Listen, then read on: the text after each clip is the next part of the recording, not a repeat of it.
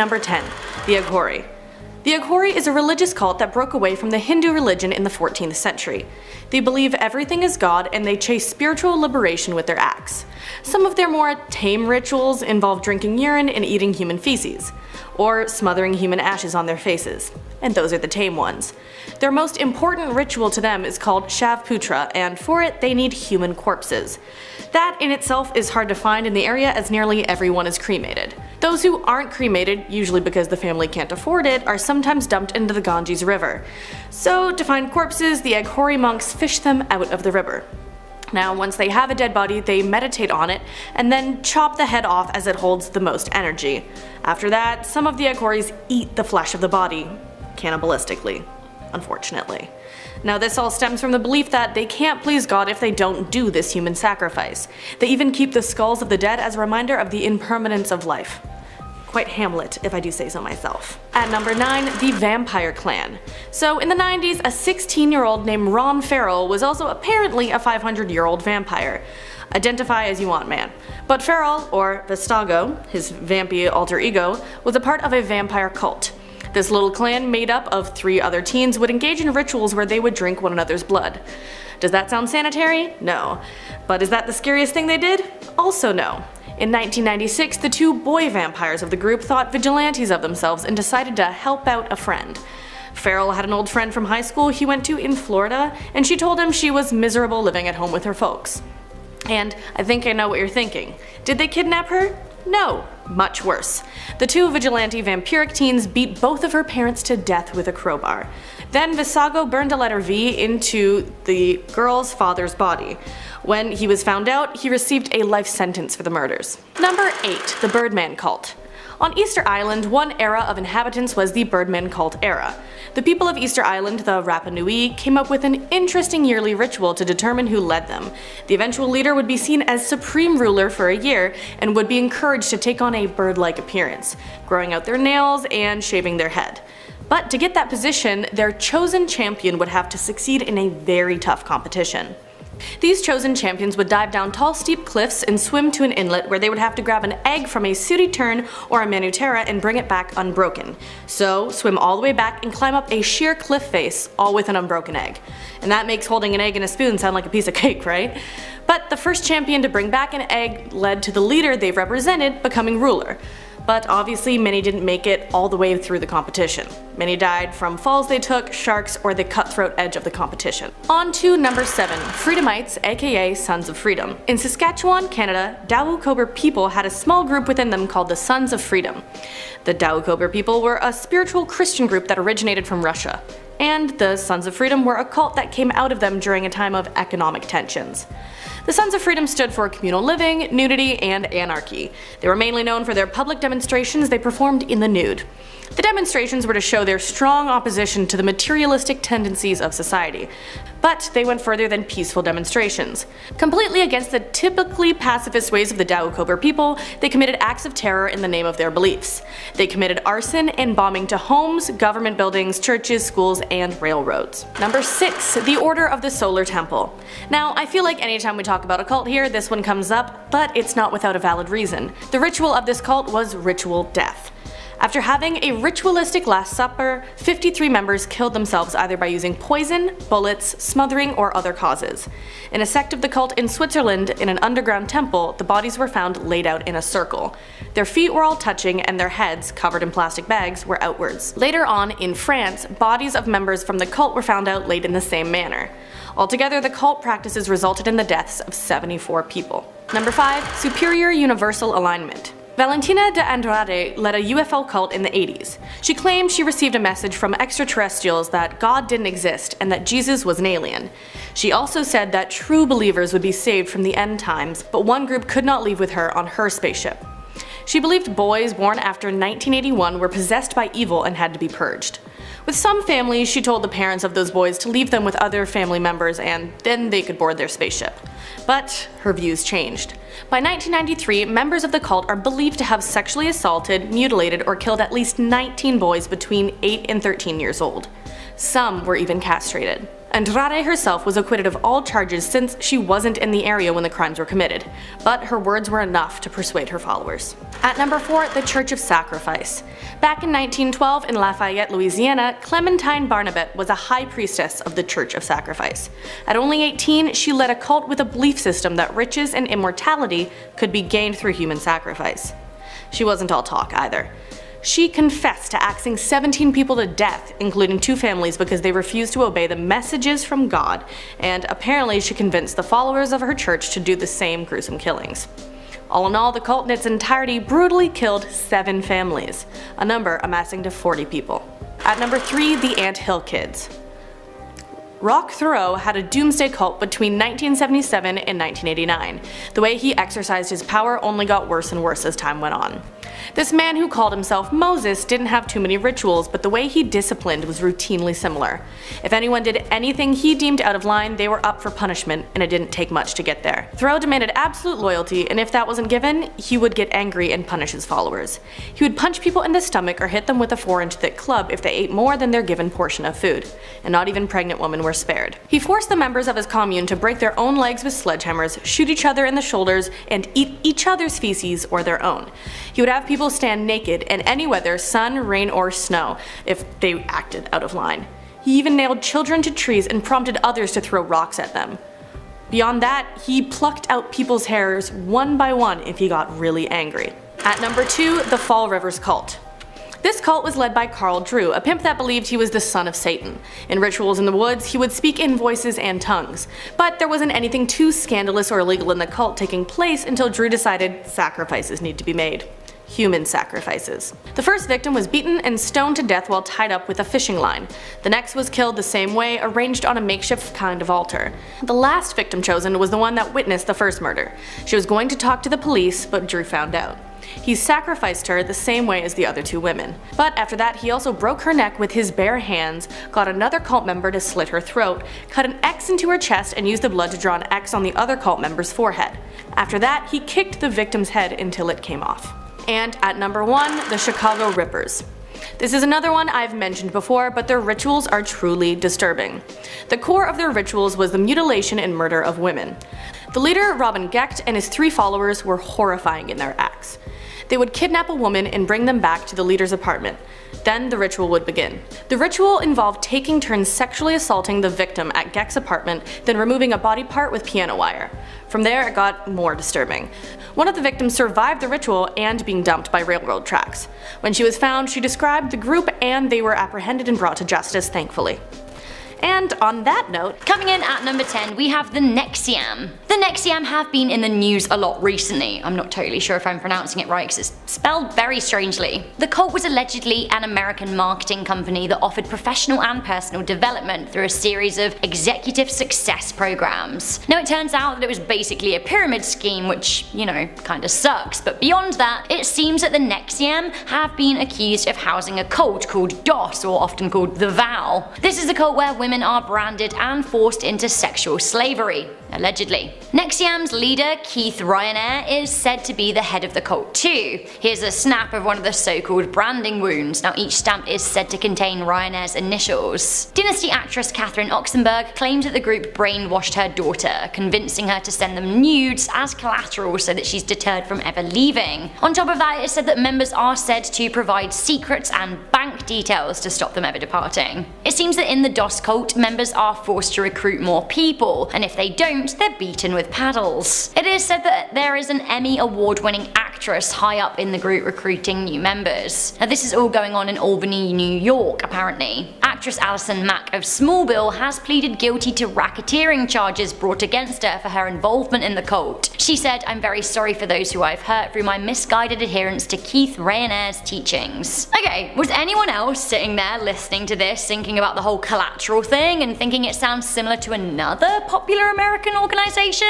Because hello, Church of Scientology at number 9. A lot of people consider the Church of Scientology to be a cult, and I mean... Actress Actress Elizabeth Moss has urged people to be more considerate towards people who have different beliefs to them, which I can totally get on board with, but that being said, the rumours surrounding the church are actually pretty intense. The church is famously attended by Tom Cruise. Now, if the rumours are to be believed, then the Church of Scientology gets people in with a personality test. It then gets them to work at the church for free or donate a boatload of money in order to proceed to the next level. They are also required to give collateral to the church and sign a billion-year contract to the cause. As they climb up the level, they are taught about the intergalactic overlord Xenu. On the Scientology website, there is a frequently asked question page titled, "Is Scientology a cult?" Now, according to the church themselves, no, it isn't. I quote, "It is a religion in the fullest sense of the word." They would say that though, wouldn't they? Coming in at number 8, we have the cargo cult. The cargo cult story is basically a morality lesson for those thinking of abusing their powers over others. Stephen Tari gathered 6,000 disciples in Papua New Guinea's jungles and encouraged them to be part of his sect. He started wearing white robes to conduct his sermons and preached his own version of gospel, calling himself Black Jesus. His cult relocated to the jungle and lived a somewhat tribalistic existence with Tari at the helm. As well as indoctrinating people to believe he was a holy man, he also encouraged them to do his bidding. He would lead people to murder and eat others. On one occasion, he even slaughtered a virgin that he called his flower girl and encouraged his followers to drink her blood. One mother testified that she was made to drink her own daughter's blood. Now, at one point, Tari was sent to jail for his crimes, but he managed to break free and back into the arms of his former cult. However, in 2013, he kinda got his just desserts. The cult went too far when they abducted and killed a 15-year-old schoolgirl from a nearby village. 80 men from her village then set upon Tari ahead of a big feast his cult followers had planned for him. Now, he was pretty savagely hacked to death, but probably fair. Authorities in Papua New Guinea are worried that the cult still exists, with a new leader taking charge. Coming in at number 7, we have the Agori sect. Just when you thought you already had enough flesh-eating cults for one video, I am bringing in another, and they have a weird sex ritual thing going on too. Cults. So the Agori sect are involved in an ancient religion. They worship the Hindu goddess Shiva, or sometimes called Kali. Often this goddess is associated with death and destruction. A website I found about the sect told me that when Kali wants satisfaction, the usually celibate sect find a corpse to, you know, I don't need to say it, do I? This isn't the extent of their relations with the dead either. They will also eat their flesh from time to time. They also do believe in spiritual healing and transformative power, which is less threatening. I was almost in a bit of a, you know what, you do you kind of space, so long as they aren't hurting anyone and the dead people they do, you know, get with are kind of like former cult members that would have consented to that. But anyway, do you know what? After watching a video of the Agori talking to a journalist, I thought, again, maybe this isn't okay. And when I say maybe, I absolutely don't want to tangle with them. So basically the journalist goes to meet them and he's given a crown of teeth to wear, which is one thing. Okay. Alright. Okay. Maybe I'll take this off right now and then... But then the journalist asks a fair question and the answer is very stressful. Have a listen. People on that side of the river are so afraid of the Agori.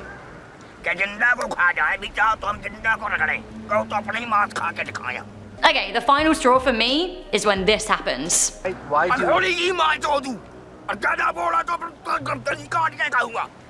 Rightio then. Coming in at number 6, we have the Superior Universal Alignment. Luckily this cult no longer exists, but historically speaking, you wouldn't have wanted to meet them. The SUA was a cult founded by a woman in her mid-70s, Valentina de Andrade. It seems that the cult were prevalent in the 90s in Argentina. Their satanic murder rituals kind of overshadow the group's intentions, but it seems that de Andrade believes that she received a message from aliens that God does not exist, and that actually Jesus himself was an alien who was tasked with bringing about the end of times. Those who purged evil would be saved. How would one go about purging evil? Well, according to the aliens and the SUA, it would be killing boys born after 1981. Before, fine. Afterwards, evil. First, she tried to convince people to give up their children so they could have a spot on her spaceship, but in the end, the cult leader straight up encouraged her followers to abduct boys for sacrifice. In Argentina, at least 19 boys were mutilated and murdered. 5 of them were never found and a bunch more escaped, but some of the escapees had already been castrated. So grim. While the cult leaders were brought to justice in 2003, it seems that offshoots of the SUA may still exist in Austria. Coming into number 5, we have the Order of the Solar Temple. This cult was founded in 1984 by Joseph de Mambro and Luc Journet in Geneva, but they also had offshoots, and perhaps still do, in France, Australia, Canada, and Spain. The order seemed to have been inspired by the ancient Knights Templar of France. The temple had many secret underground churches in Switzerland and had so-called lodges elsewhere in the world, covered in riches. It seems that the cult believed that God was a solar king and that their mission was to unite Christianity and Islamic faiths. In order to prepare for the Second Coming, the cult murdered a baby with a wooden stake at a lodge in Quebec. How to unite the people? Kill a baby. It's a kind of culty sense I've come to expect. Later they staged a reenacted Last Supper before killing dozens of people across the world, whilst other cult members committed mass suicides in response to, I quote, the hypocrisies and oppression of this world. 2 days before Christmas in 1995, 16 bodies were discovered in a star formation in the Vercors mountain of France. One of the dead included Olympian Edith Bonlieu. Now, one of the leaders arrested was famous composer Michael Tabernick. He was cleared of the charges and is now a free man. He was the leader of the Brussels Philharmonic Orchestra right up until 2015. Coming into number 4, we have Happy Science. Wait, but the name sounds so friendly and fun, like I'm happy and I like science, maybe I found my people. Okay, don't joke about joining cults, Rebecca. People will take you seriously.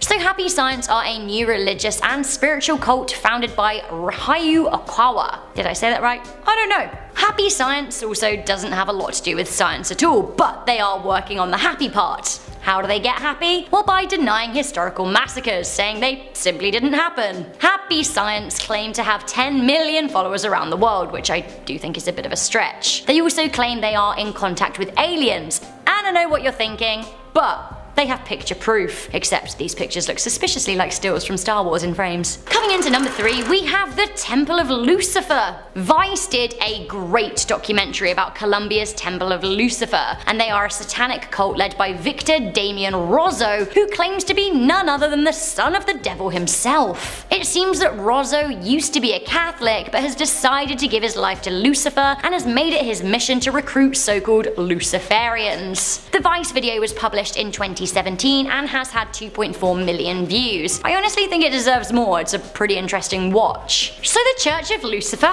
actually has some pretty sweet decor. It's very nouveau Satan. There's sultry red leather chairs, red curtains, a big black and red satanic pentacle on the floor, backlit upside down crosses, and an altar to the Dark Lord himself. Kind of made it sound a bit like I'm talking about Voldemort. I'm actually talking about SCP-1, the Red Devil himself, the creation of all evil. Rozzo has claimed that a lot of high-profile people, including celebrities, have secretly visited the temple. In the Vice documentary, it seems that locals are perturbed by the amount of animals ritually sacrificed by the group. Do you want a peep inside of the church? I think you do. Now his sermon is being led in Spanish, but let's have a look anyway. Reconoció, le dio los créditos a mi señor Lucifer. Él mismo admitió que Lucifer. Rozzo's invites people to become millionaires by making pacts with the devil, and honestly, I think that's kind of a bad idea. I don't really believe in it, but like, just go. Trust yourself to be a billionaire, not the devil. Ooh, coming into number 2, we have Aleph. Aleph, formerly known as Shinrikyo, is a horrifying Japanese doomsday cult. Again, I'm really sorry if I pronounced that wrong. This is their symbol, so watch out for it. Aleph was founded in 1987 by Shoko Ashara, a 40-year-old legally blind and former yoga teacher. He posed the religion under the guise of being a Buddhist group, and the group has traditionally been obsessed with prophecies. Aleph have been known to distribute anime and manga propaganda that cleverly hides their more radical ideals. Basically, to simplify this cult, they believe that the end of the world is coming and they want to be ready. The group have carried out several horrifying chemical attacks on the public too, including most famously the March 1995 Tokyo subway attack, which killed 13 commuters but affected over 1,000 people. Those who fall out of favour with the cult are murdered, their bodies are dumped. One super fun example was Kiyoshi Kiara, who was the brother of a member who escaped. He was abducted from Tokyo and taken to a compound near Mount Fuji, then cooked in a microwave-powered incinerator. You don't want to hustle with Aleph. While their leader Ashara has been arrested, Aleph still has around 2,000 members. Finally, coming into number 1, we have the KKK. Klan is basically another word for cult, and the Ku Klux Klan are an enduring hate cult that was founded on Christmas Eve no less in 1865 in Tennessee, USA. It seems that the headquarters these days hidden away in Arkansas. Most of you will have heard of the KKK. They're a white supremacist group associated with right-wing extremism and neo-Nazi ideals, even though they predate the Nazis. The KKK were more prevalent in the late 1800s to mid 1900s and would frequently be behind lynchings of African Americans. The KKK have been deemed a terrorist organization. Famously, they held terrifying rallies in their cult disguise costumes, and they would burn crosses and set fire to buildings of their enemies and worse. Children would and still are being raised in circles like this, believing staunchly in white purification. The history of the KKK is long, vast, gross, and not over. Ku Klux Klan chapters still exist in the US as well as Europe, Canada, and weirdly, Fiji. Starting off this countdown, we have the Angel's Landing. In the early 2000s, a man named Daniel Perez, or Lou Castro, led a cult that lived at Angel's Landing. They all lived on a 20-acre property outside of Wichita, Kansas. Now, Perez had control of these followers because he convinced them that he was an angel and a seer that could look into the future and know exactly when they were going to die. Obviously, that was false. In reality, he would kill off his followers and use their life insurance policies to become rich. He was getting away with it for a while until police looked into the death of one of his followers, Patricia Hughes. In 2003, her dead body was found on the compound. Then in 2006, her husband mysteriously passed away. This all led the police back to Perez, who had changed his identity to Lou Castro. Eventually, he was caught and sentenced to 80 years in prison for the lengthy list of his disturbing crimes he committed. Yikes. In our 9th spot today, we have the Children of God. Formed in 1968, the Children of God, now referred to as the Family International, is a cult that believes in salvation and spiritual revolution and happiness. But as the group got a big following, their beliefs shifted. From there, the followers were forced to engage in dark practices, like having the females lure men into the cult by having intercourse with them. Sadly, the followers were often mistreated in multiple ways. One woman who was a part of this cult as a child referred to it as living hell. It literally traumatized her. 31 people died at the hands of this cult. And like I said, it's still active, but in 2004 just changed its name to Family International. Moving on to number 8, we have the Brethren. This one is quite interesting. So the Brethren have also been given the name the Body of Christ, or Brothers and Sisters, and even Garbage Eaters. Why? Well, you're about to find out, that's for sure. So for starters, this cult believes that the end of the world is near, and so they are told they have to purify themselves in preparation for the end of the world. They do this by selling their possessions and breaking ties with all their family and friends. They then live as vagrants, eating garbage, hardly ever bathing, and never receive any medical treatment. They also do weird jobs to make money, but then any money they earn just goes right into the group. Due to this lifestyle, a number of group members have had serious mental breakdowns, others have sadly taken their lives. Not a cult you would want to be a part of. Honestly, no cult you want to be a part of. Coming in at number 7, we have the Raelism. Founded in 1974, this cult believes that life was created by aliens. Yes, you heard me correctly, aliens. These aliens then assumed human form to go check in on Earth and see how things are going. These aliens are said to be people like Jesus or the Buddha. So this cult spends their days worshipping space aliens. The scariest part? In 2000, they claimed that they founded a cloning company and that they managed to successfully clone a human. Literally everyone went nuts, and the White House even got involved in this, even though they never had any proof of the cloning. Unless the White House was like, okay, we'll pay you guys, just give us this device so we can clone people, but it stays between us. Dude, imagine? Okay, like that's freaky. Coming in our 6th spot, we have Matamoros cult, aka the human sacrifice cult. In 1989, a man named Mark Kilroy went missing when out on spring break. Turns out he was kidnapped and then lost his life to this cult. This cult was known to kidnap people and take their lives as a sacrifice. The leader of this cult, Adolfo Constanzo, told his members that by doing so, they would become invincible. Why would they need to become invincible? Well, they were not only a cult, but they were also drug dealers as well. But Constanzo promised that they would never be caught by the police so long they continued to harm and sacrifice others. In the end, Constanzo was caught and then was killed in jail. But rumor has it that the cult is still around to this day. We're now at our 5th and halfway mark with the Doomsday Cult. Now, this one is pretty vague because there are a number of doomsday cults out there, but they all pretty much follow the same belief. Now, there are 2 types of doomsday cults. One that predicts disasters and thinks that the end is near, and the other one tries to destroy the earth to bring the world to an end. Either way, both are terrifying and you definitely don't want to get mixed up in it. Both cults have been known to brainwash their followers.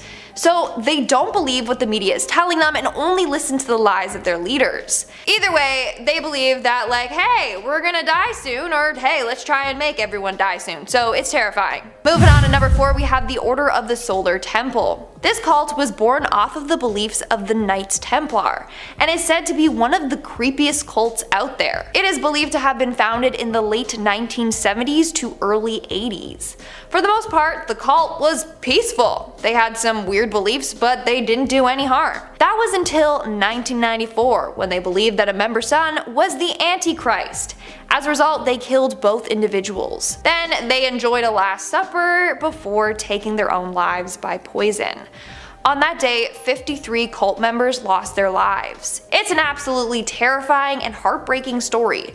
To this day, this cult still exists. Moving on to number 3, we have the Amshinrinko cult. Founded in 1984 by a man named Shoko Ashara, this is a doomsday cult as well as a terrorist organization.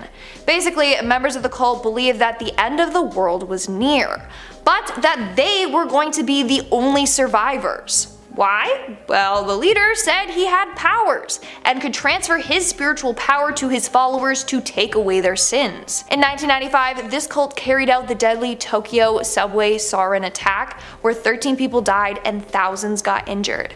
Apparently, this was done as an attempt to start the apocalypse, but also to stop the authorities from shutting down their cult.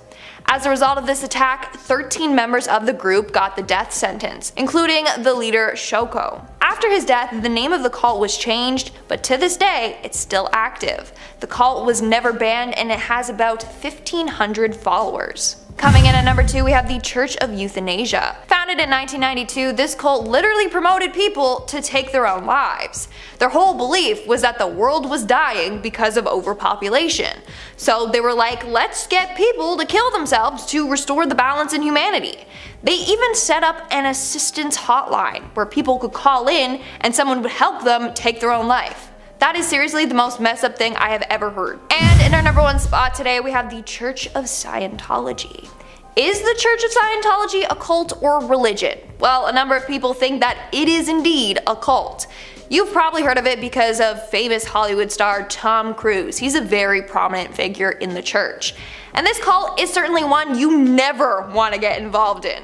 For starters, once you're in, the church will force you to disconnect from people not involved in the cult. This includes your family and your friends. Jenna Miscavige Hill, a member of the church that left in 2005, had this to say about it, and I quote, "I was allowed to see my parents only once a week at best, sometimes not for years." So when you do want to leave, you literally have no one to go back to since you cut them out of your life. That's the other thing, leaving is so difficult. Apparently they will intimidate and harass you into staying. According to another ex-member, they also brainwash their followers.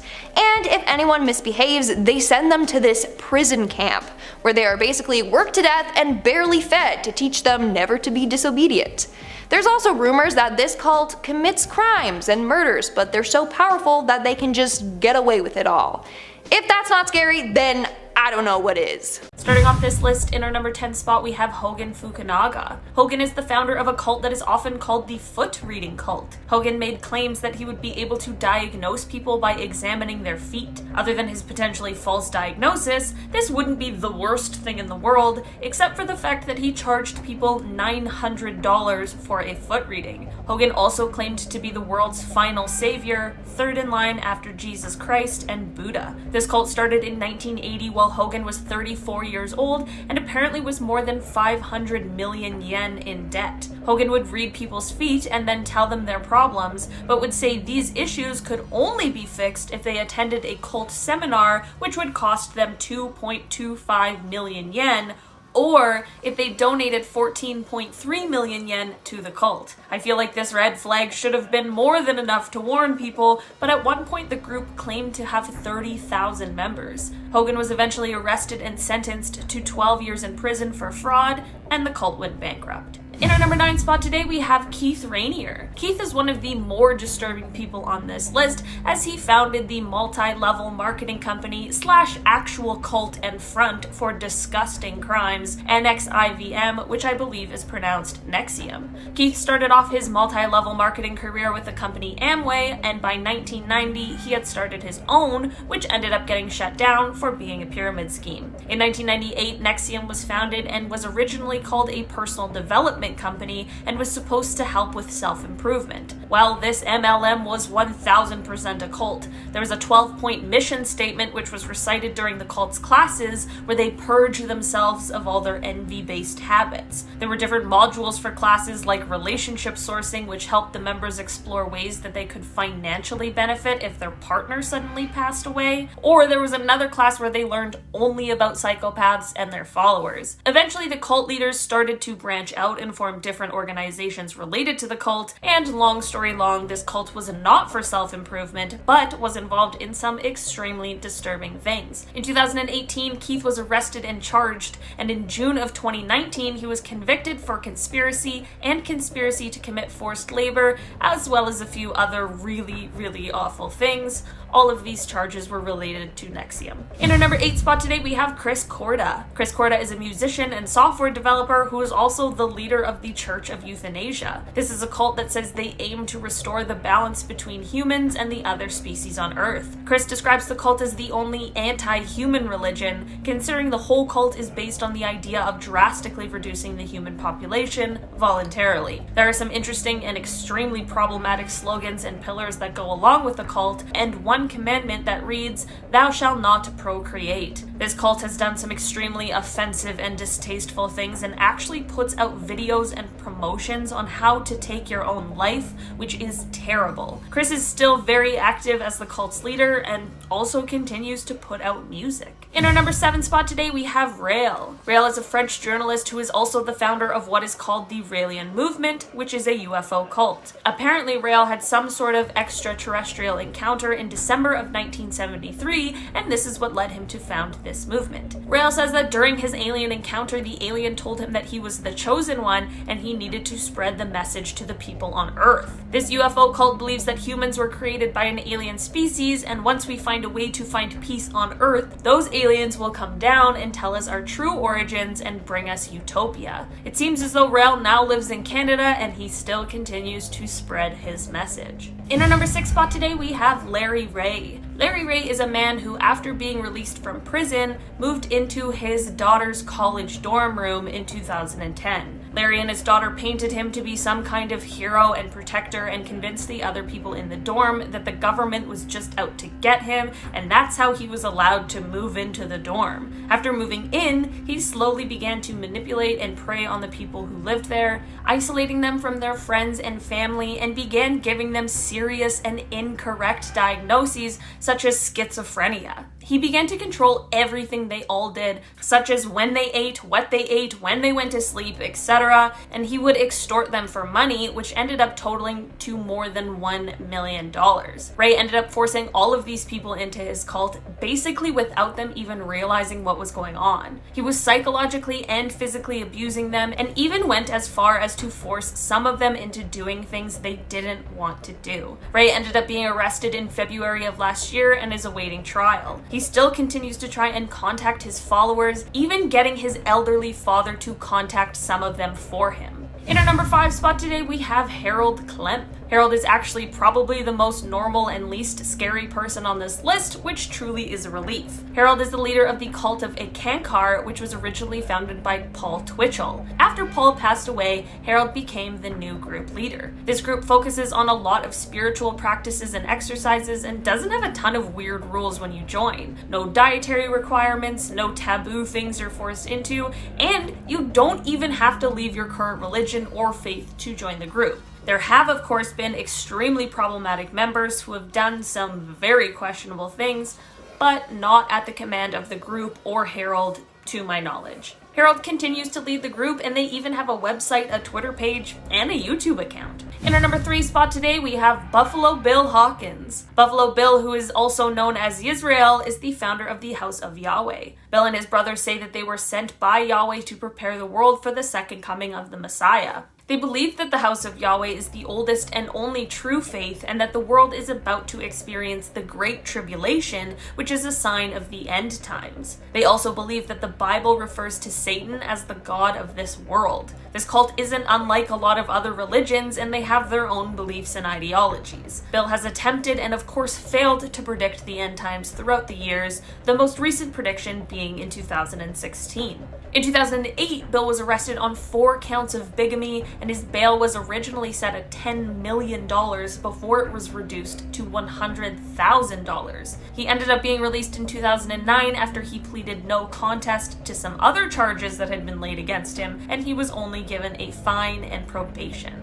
In our number 2 spot today, we have Warren Jeffs. Warren Jeffs is the president of the Fundamentalist Church of Jesus Christ and the Latter-day Saints, and is also serving a life plus 20-year sentence, which is exactly where he should be. His father was once the president of the cult, but when he passed, the position was passed on to Warren. As the new leader of the polygamous cult, he said that no one should even attempt to marry one of his father's widows, but after just a few days, he himself married all of them except for 2, because one refused and then was banned from ever marrying anyone again, and the other one ran away. If your marriage proposal causes someone to flee the cult that they're in, you clearly aren't a very good person. Warren had the power to assign who would marry who, but he also was able to punish a man by taking his wives and children and assigning them to another man. As a man, you had to have at least 3 wives in order to get into heaven, but the more wives, the more likely it would be that you got into heaven. In 2005, the Texas authorities conducted a raid after somebody tipped them off about everything that was going on at the ranch. In 2006, Warren was arrested for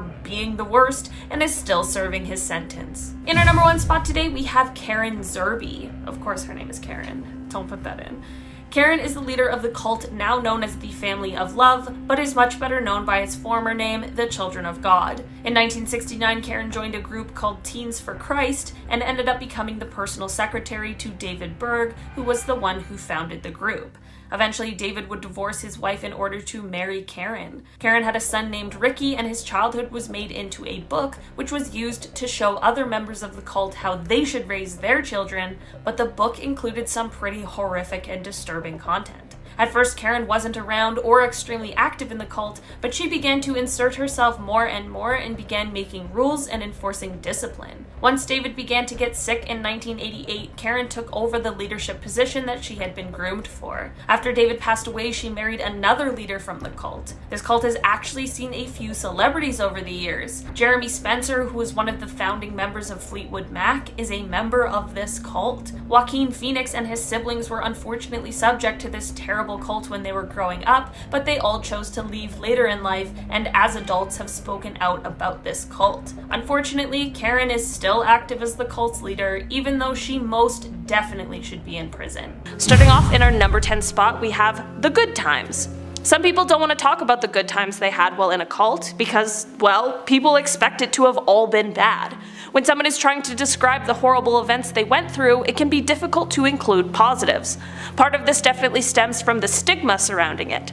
The fear of, if I talk about things I enjoyed, does that mean people won't believe the bad stuff? It doesn't have to have been all bad for it to have been a terrible experience and a place that a person needed out of, but I could totally understand how to some it could feel that way. Every person's experience is always going to be different, but regardless of the experience, the feelings regarding it are valid and important. Unfortunately, some people are made to feel bad for not having an entirely terrible time, which leads some people to only recount the horrors of the cult in fear of being misunderstood. In our number 9 spot today, we have losing family members. It is not uncommon for people who have survived cults to experience the loss of a family member. This happens in a multitude of ways, whether it's losing family members who are still in the cult, having lost family member relationships when joining the cult, or potentially even losing someone from the events that took place within the cult. What I'm trying to say is that it happens quite often, and it's not something a lot of people want to talk about, and who could blame them? It is quite common for multiple members of one family to be in the same cult, but it's not quite so common for all of those members to recognize the situation and be ready to leave at the same time. Leaving a cult would be difficult enough, let alone when it involves leaving someone you care about behind. It absolutely makes sense why this subject would be one people choose to stay away from more often than not. In our number 8 spot today, we have the day-to-day. We often hear about the major events of the cult, but it's not often that we hear the survivors just speaking about the typical day-to-day things, such as the rules they had to follow. There's a multitude of reasons for why this might be the case, and they range from things like perhaps it was boring and they don't think anyone would care, all the way to more serious things like perhaps there were certain rules or rituals that they aren't comfortable discussing. Every cult is different and every person is different, so it's an entirely personal experience on how much someone is willing to discuss about their life while in the cult. In our number 7 spot today, we have the bad times. When I use the phrase the bad times, I'm talking about certain specific actions that I can't use the proper word for here on YouTube, but it sounds similar to obtuse, if you catch my drift. This is something that sometimes cult survivors don't talk about for some pretty obvious reasons. These kinds of experiences are unfortunately common in the dangerous cult world, and it undoubtedly is the cause of trauma for a lot of those who manage to survive these harmful places. Some people end up never talking about these experiences at all publicly, and some need some time to sort through their own feelings and the things they've experienced before being able to open up about it. Either way, there's no right or wrong answer on these things, and how each person chooses to cope is perfectly reasonable and something that absolutely should be respected. In our number 6 spot today, we have how they joined. This is one that sometimes people don't want to talk about for the fear of judgment. No one wakes up one day thinking it's the perfect time to join a cult. In fact, many people who end up surviving cults didn't even necessarily realize they were in one in the beginning. That's the trick with these things. It often is only realized once the trouble starts, or once that person is already dependent on the cult in one way or another. People are afraid of being judged for not seeing the signs earlier, but that is part of how cults work. They are extremely manipulative and secretive, and sometimes the signs aren't always clear, especially when you're in the mix of things.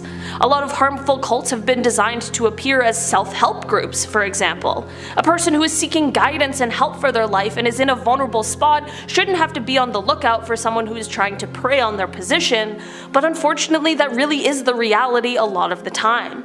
It is not the fault of the survivor for not seeing the signs or realizing the situation they were in, and it definitely is the fault of those people who choose to take advantage of people who are just simply trying to better themselves. In our number 5 spot today, we have how they left.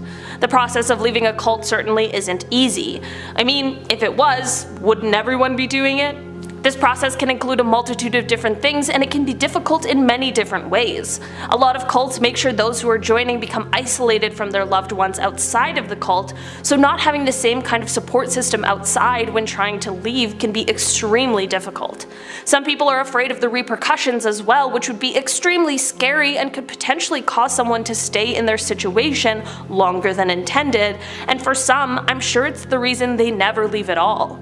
Being inside of a dark and dangerous cult is frightening, I'm sure, but the unknown of what happens after might even be scarier to the people who are actively in the situation. It might look easy from an outside perspective, but that certainly is not necessarily the case for most. In our number 4 spot today, we have the aftermath. We don't often hear people discuss the aftermath of what happened after they left the cult. Things like rebuilding their relationships with those outside of the cult, the healing process for the things they endured, or the other multitude of things that would happen after leaving. This one is pretty self-explanatory because the healing process isn't anyone else's business unless that person chooses to share their experience. After any difficult experience, there are things to be worked through, and as beautiful as the healing process is, it can also be really ugly and an absolute struggle. This is another one of those things that is incredibly individual and really is up to the person who survived these experiences. In our number 3 spot today, we have their roles in the cult. In a cult, it is common for people to have certain roles within. These roles can be dependent on things like age and gender, but of course it's all dependent on what the cult needs and what it focuses on. Some people who have survived cults don't feel like sharing their roles that they had. This could be because of certain trauma they experienced. Perhaps some people in cults had a position where they had to recruit others to join, and now that they've left, they express remorse for that position. Regardless of whatever the reason or whatever the role, this is just one of those things that not everyone is comfortable speaking about. Until a cult survivor chooses to share these things, it truly is none of our business. Some people might be nervous about sharing these things or the inner workings of the cult that they experienced. In our number 2 spot today, we have parents. There are a lot of cult survivors out there who were brought into the cults as children by their parents. This creates a sticky situation for a lot of people, and it's also something that is extremely personal. Some hold this against their parents, and others find ways to work through these decisions that affected them.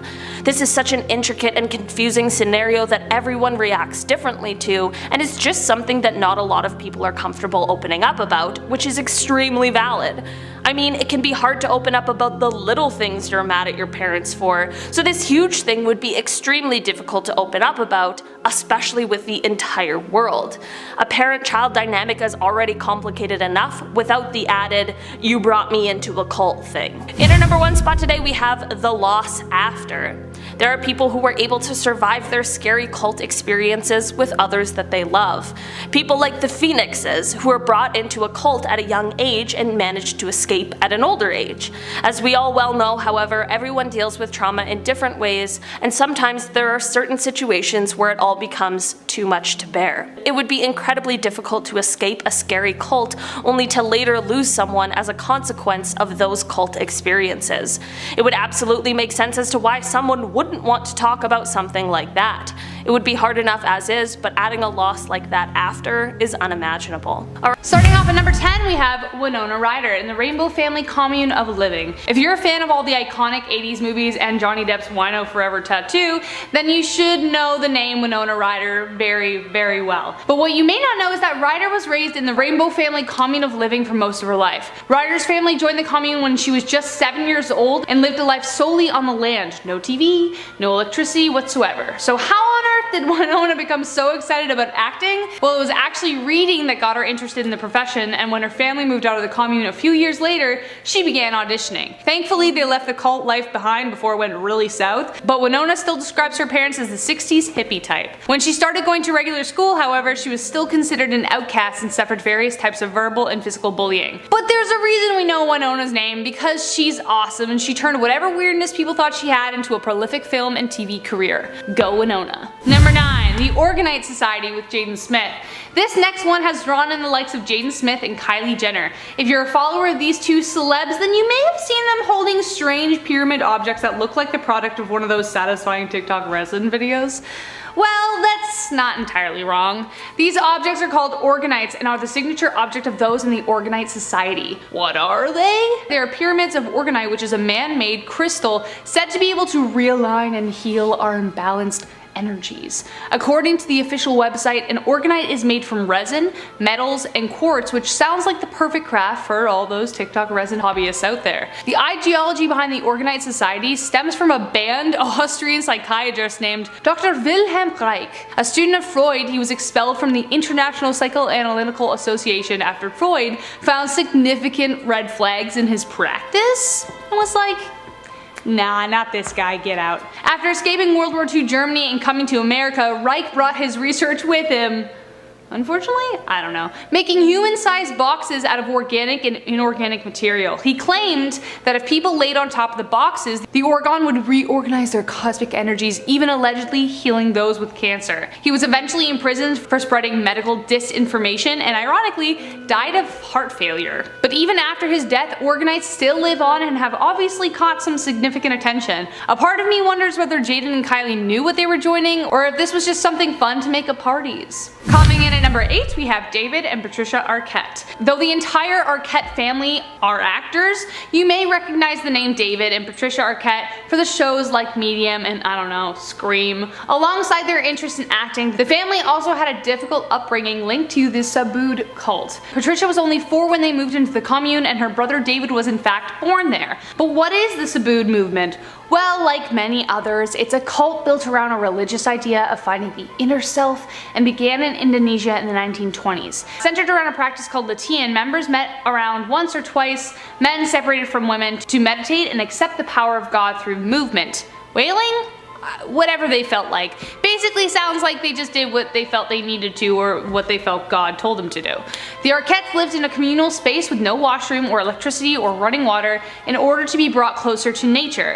The commune eventually became so poor that the government intervened and dropped off food for them. But apparently there was fun to be had at the commune because very often the Arquettes would do performances. After a few years though, the family eventually moved back to Chicago after no longer being able to sustain themselves. We all know breathing is good for you. We need it. We literally can't survive without it. But some seem to think that's all we need to survive. Coming in at number 7, we have Michelle Pfeiffer and the Breatharian cult.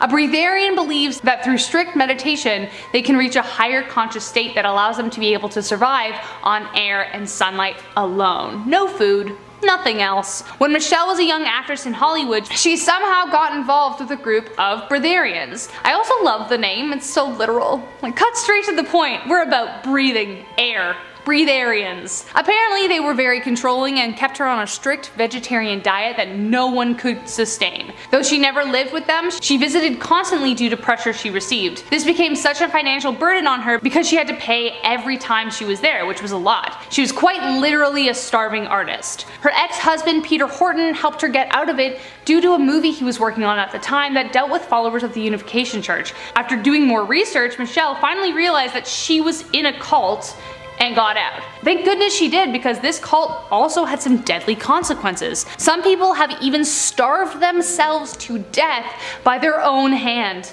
Most famously was Verity Lynn, who while attempting a 21-day Breatharian program died of hypothermia and malnutrition brought on by self-neglect. Coming in at number 6, we have Val Kilmer and the Christian Science Group.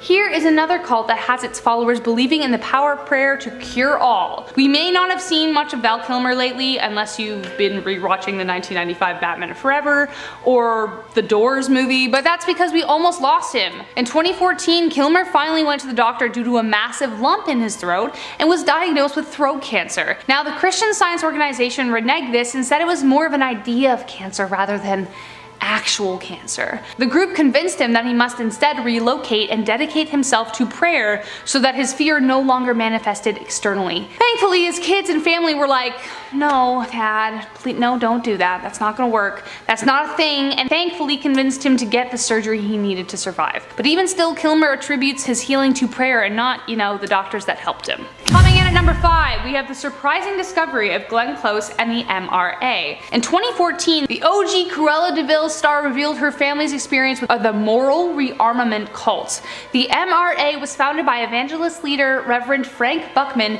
in 1938 under the idea that to change the world you have to change the individual. Though that's not entirely a wrong way to look at global transformation, how he went about it was pretty, cultish? From age 7 to age 22, Glenn and her siblings were sent to live at the group headquarters in Switzerland. They indeed had a group mentality where everyone had to say and do all the same things. According to Close, if you even had desires to do otherwise, you were made to feel insanely guilty about it. When she finally broke away from the group, she wrote a furious letter to her father for what he had done by sending them to the group. She said as a result of her upbringing that she was terrified because she couldn't trust any of her own instincts, having entirely been defined by falsehoods while she was raised.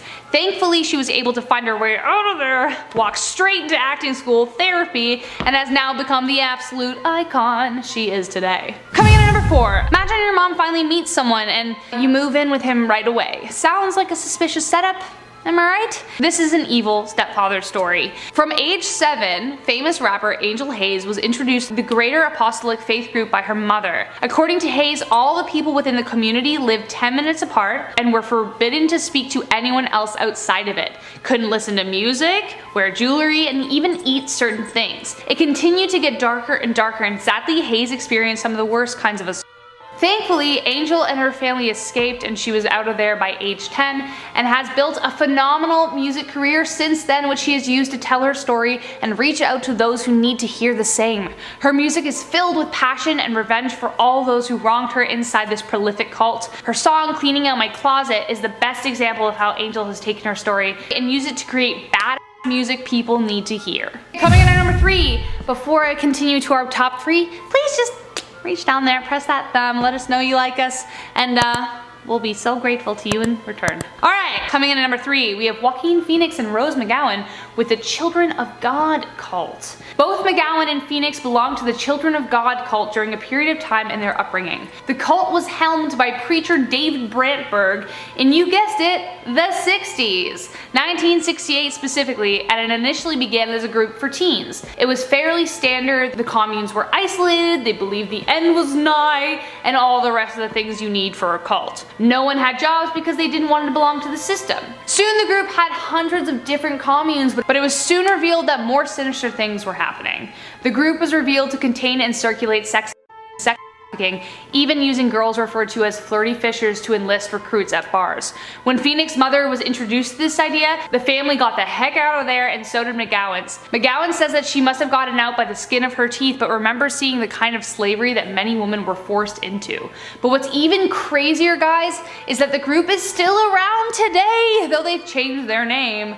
It is now called the Family International, and members are now allowed to live privately in their homes and work outside of the commune. With the allegations, they now believe that the apocalypse is actually not here yet, and they still have around 1,700 members today. Yeah, if you just got a sinking feeling in your stomach, I did too. Coming in at number 2, we have Scientology. This next one is pretty controversial, as many debate whether it is a new form of religion or a business or a cult or all three. If you guess Scientology, then you are correct, and I almost don't even need to tell you who are our stars involved with it. We got Tom Cruise, we got Elizabeth Moss, we got Kirstie Alley, and John Travolta, and actually many more. One of the reasons people think this religion is so far-fetched was that it was found by an American science fiction writer, Ron L. Hubbard, in 1955.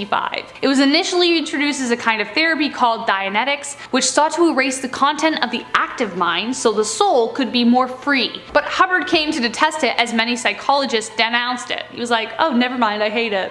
Whatever. Scientologists mainly focus on the evolution of the spirit spirit on Earth, and something called the Thetan, which they believe is an extraterrestrial creature who created all things. Thetans are trapped within us and have lived multiple human lives. The goal of the Scientologists is to become more aware of the Thetan within them so that they can achieve abilities they never thought possible. I think.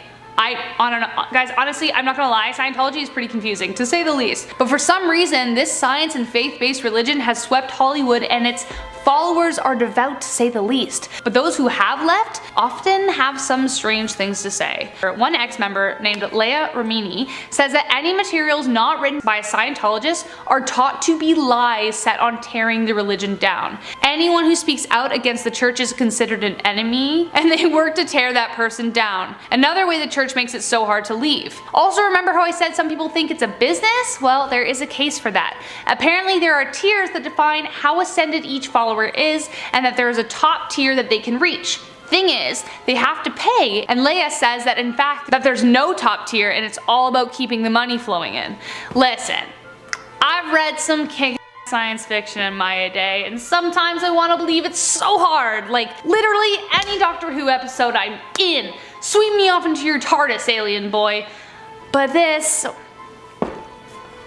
well, it's up to you to decide. And here we are, at last but not least, number 1. A cult that has recently been coding headlines with the face of one familiar Smallville actress, Allison Max. NXIVM hit headlines as a cult revolved around a man named Keith Raniere. Initially begun as a self-help multi-level marketing scheme for the heiress's CEOs, Hollywood actors, name anyone else who's famous, NXIVM has now been revealed as an abuse cult where its most devout followers would be branded and forced into sex slavery. Allison Mack was a fanatic within the cult and was even responsible for expanding and recruiting women for Raniere. In typical cult fashion, Keith was viewed as a god and savior, but when all the dirt got out, there was enough evidence to sentence him for 120 years in prison for all the abuse he dealt. The group was responsible for financial cons and ran for 20 years before information leaked about the cult. There is so much to unpack about this case, and no doubt you've heard about it. A lot of our top 10 have taken place in the 60s, which of course it was the hippie decade, you expect it, but even I can't sit still and watch an episode of Smallville without thinking about what was going on behind the scenes. Thankfully, the cult is no more, and many are being brought to justice.